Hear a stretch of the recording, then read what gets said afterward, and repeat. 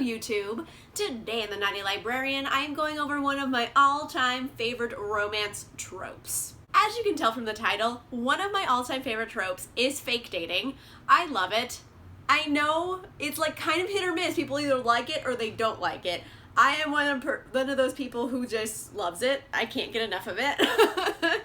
I think it's because they do all the fun relationship stuff. So you get steamy bits, you get funny rom-com bits, and in the end they always fall in love for real, and I love it so much.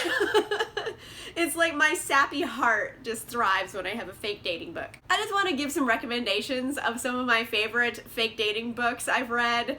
And if you're new to the trope or you love the trope and you're like me, these are just some of my faves. So let's get into my recommendations. I'm gonna start things off right with A Prince on Paper by Alyssa Cole.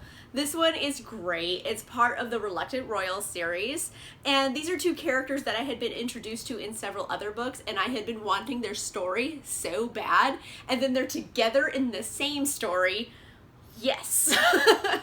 This is Johan and Naya. Naya is very much soft and sweet, and she's kind of like basically an African princess. And then you have Johan, who's very much a rake with a heart of gold.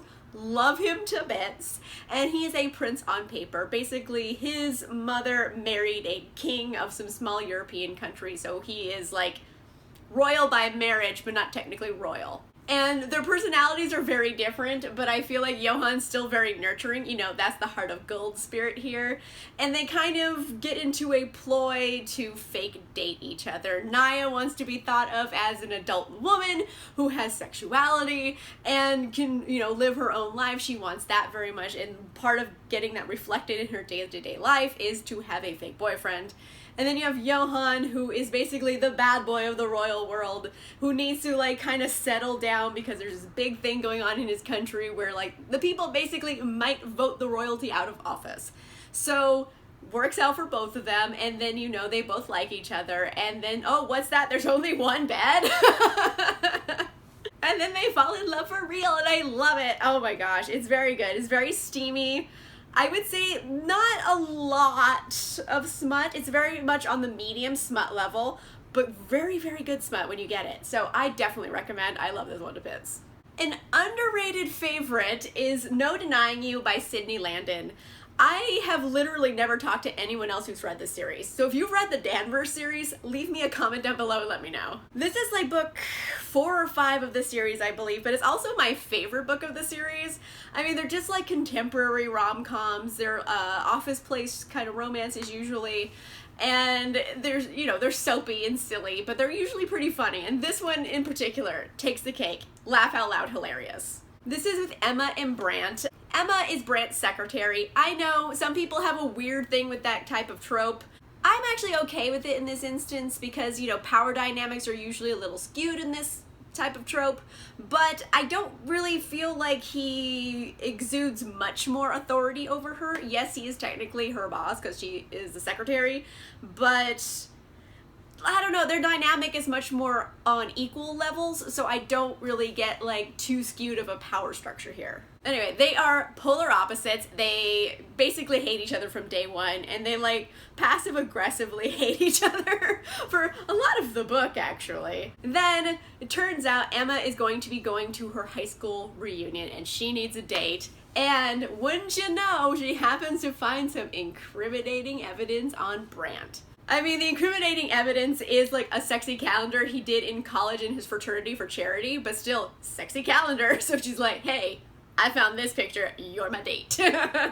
So they go to this reunion and they stay at her parents' house, and it's like fake dating, so they have to pretend they're in this relationship with each other. And of course, as soon as they're like out of the office and in real life together, like things start to spark between them, and it's just sexy and wonderful. Laugh out loud hilarious. Total rom-com, love it to bits. An historical recommendation is A Week to Be Wicked by Tess Adair. It's part of the Spindle Cove series. This one is with Colin and Minerva. Colin, another rake with a heart of gold. I love that character trope so much.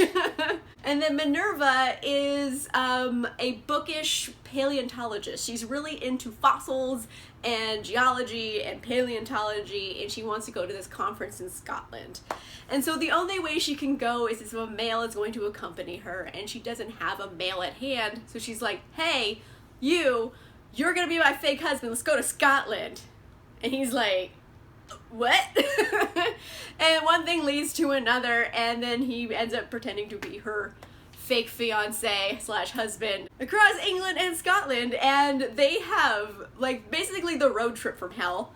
Everything goes wrong. Lots of hilarious rom-com antics here, mistaken identities, and of course, you know, the old tried and true classic of, what? There's one bed?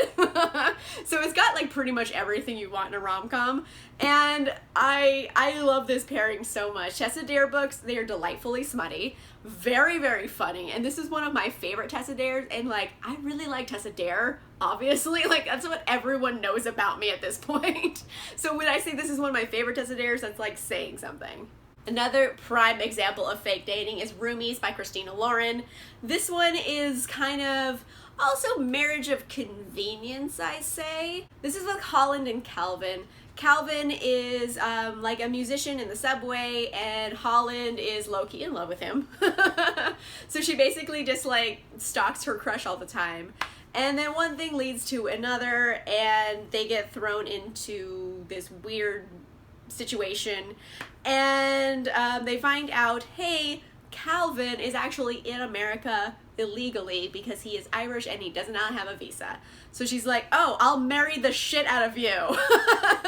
So marries him, and you know, in kind of a green card type relationship. So they're starting a fake relationship in order to stay married long enough and be able to get him his green card.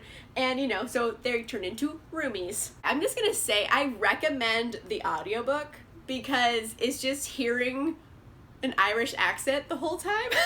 And I'm like, I'm listening. I was really into the Irish accent, I'm just gonna say. So this one was really fun. I do recommend the audiobook if you want to hear an Irish accent done very well. Prime example. And it's just kind of delightful. I really like Christina Lauren. I'm a huge fan. I've read everything they've ever written. And it's funny, it's sexy, and it, you know, it's in New York, it's in the Broadway world, there's musicians, there's music, there's fake marriage, there's fake dating, all kinds of doodads, and of course they fall in love for real. And so it's like, hey, I'm starting to fake date my wife. It's weird. I don't know. I love it. It's very sexy and smutty. It's got everything you want. Last up on this list is a new read for me, which is Fix Her Up by Tessa Bailey. Honestly, this is probably one of my favorite books of 2019. Just gonna say it right now, I absolutely loved it. It came into my life at a moment where I just needed a rom-com, and this was like a particularly very good one, so heck yeah. This is Georgie and Travis. Georgie is kind of the kid sister trying to trope here, and Travis is the older brother's best friend who used to be a professional baseball player. He ended his career with an injury, so he's just kind of, you know, back in his hometown feeling sorry for himself. And then Georgie's there, and she is literally the town clown. She is a children's birthday party entertainer, so not a sexy profession. And basically she's like, hey, you're being an asshole, get out of bed. And they kind of form this weird friendship because she doesn't like put up with his shit. And one thing leads to another, and they both need to fake date each other for multiple reasons. Georgie's like, hey, I'm the town clown. No one wants to fuck me because I'm a clown, so I need to be in a fake relationship so people will find me to be a desirable and sexy woman.